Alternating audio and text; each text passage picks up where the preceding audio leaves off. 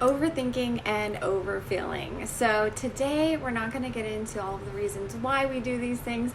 I just want to share with you a couple of quick tips that have really helped me with both of these things. So when I polled you, majority of you said that you were an overthinker. In fact, only 2 people said that they weren't, and one of them messaged me to say, oh, I clicked the wrong button.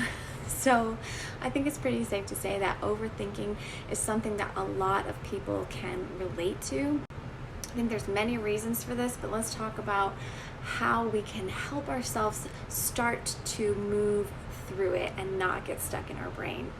And I know this is not fun to hear, but the biggest thing that has helped me is taking action. I know, probably not what you want to hear. You've probably heard it before, that action brings clarity.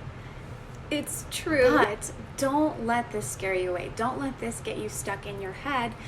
I've been there before. I hear people say action brings clarity. I hear people say, in order to stop overthinking, start taking action.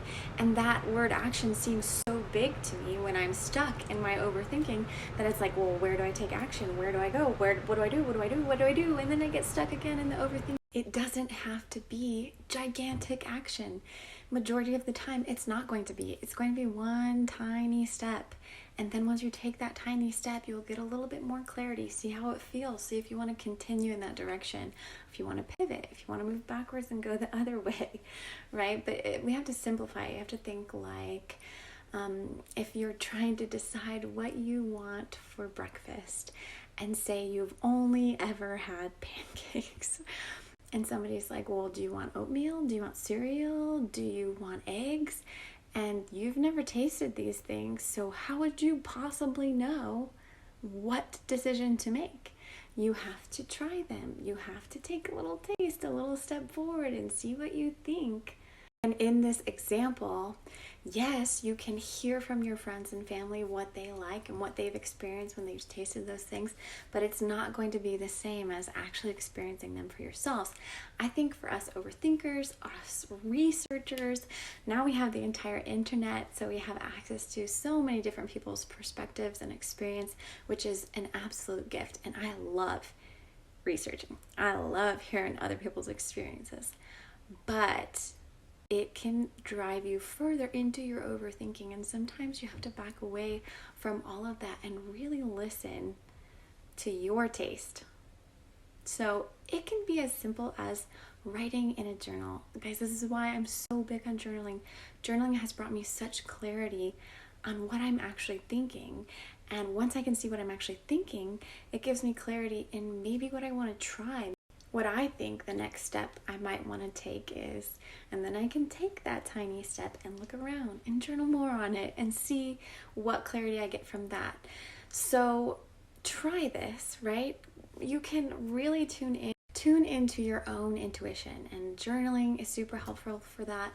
Just getting in stillness, maybe meditating, maybe just kind of dropping into your body and feeling if that movement, that action feels expansive or feels constrictive, right? If you close up to it, or if you're like, oh, yes, I think I want to try that. I think I want to do that.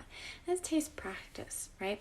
Just like anything else that we do, and especially it's not something that we're typically trained to do in our society, to listen to our own thoughts, to listen to our own intuition, to take messy action and just go out and do something in order to get clarity. Mostly we're taught that we need to research it into the ground and really know what we're doing so we don't make a mistake. At least that's what I was taught. Something else that I have found extremely helpful is having somebody hold the space to just listen to me talk it out, right? To not give me their opinion, to not try to fix it for me, but kind of just to be there to hear me iterate.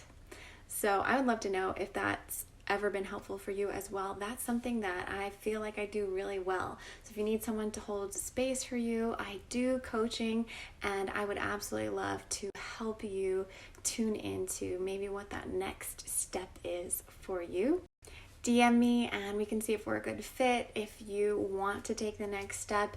And you can also go through the link in my bio to learn more about the Beyond Ballet Community. That's like a group where we have our live coaching every month. And then there's also the link for my one-on-one coaching there. So let me know in the comments below if you struggle with overthinking, getting stuck in your brain, what actions you take, what things you do to help you push through that overthinking. I think it's really helpful to everyone to hear different people's experiences, and then of course to tune into what resonates with you. And then I'll make another video where we talk about overfeeling. So thank you so much for being here. Thank you for sharing your time and your energy with me, and I will see you in the next video.